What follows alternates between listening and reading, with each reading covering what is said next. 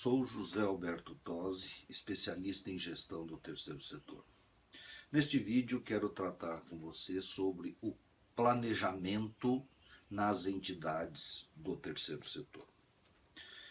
Na minha experiência de 15 anos no terceiro setor, em auditoria, consultoria, como professor, o que eu tenho visto é que boa parte das entidades não utilizam essa ferramenta como um conceito de gestão no dia a dia.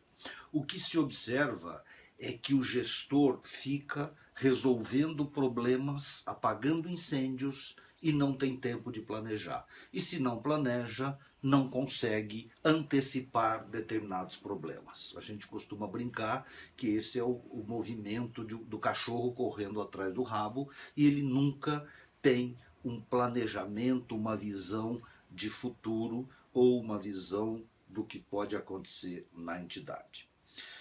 Nós olhamos planejamento dentro de dois grandes grupos. Planejamento estratégico, que é alguma coisa que você faz com uma visão de médio e longo prazo, vendo a missão da entidade, a visão, o objeto social que está dentro do estatuto e os projetos que são executados.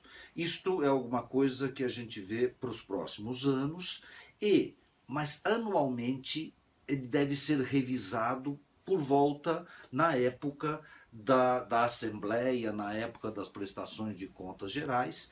Os dirigentes devem dar uma olhada se tudo está acontecendo como planejado. Mas o foco que eu queria com vocês é o planejamento que eu chamo de operacional, ou seja, o que vai acontecer ou o que pretendemos que aconteça no ano seguinte.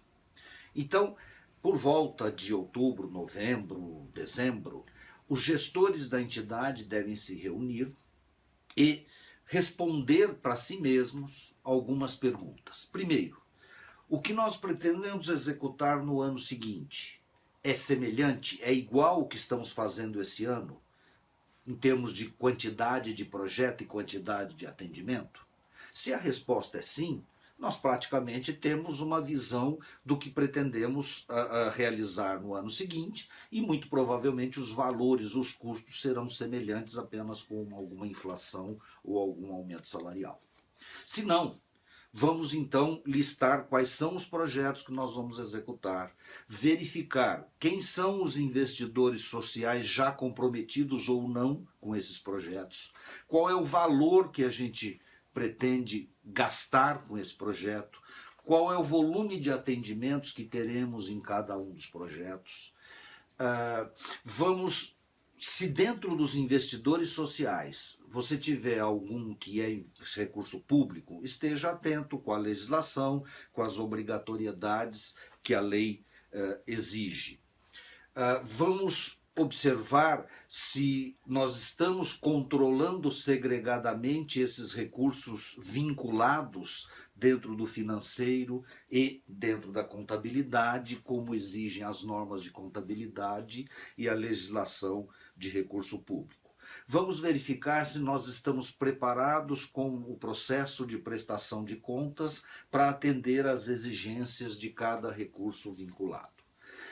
E não se esqueça, é muito importante, coloque os recursos vinculados, mas coloque também nesta planilha, nessa discussão, os recursos não vinculados. E os recursos não vinculados, que são aqueles não diretamente relacionados a projeto, devem ser suficientes para pagar as despesas da entidade que não estão vinculadas a projeto. Se você consegue fazer uma planilha dessa, separando projeto, recurso não vinculado, você já tem uma clara ideia do que deve acontecer no próximo ano. Portanto, reúna todos os gestores de projeto, o pessoal do financeiro, o pessoal do jurídico, contabilidade, se for o caso, e faça uma boa discussão sobre isso, documentando isso, que já seria praticamente o planejamento do ano seguinte. Tenha em mente o seguinte: planejamento sempre deve existir. O que difere é o tamanho.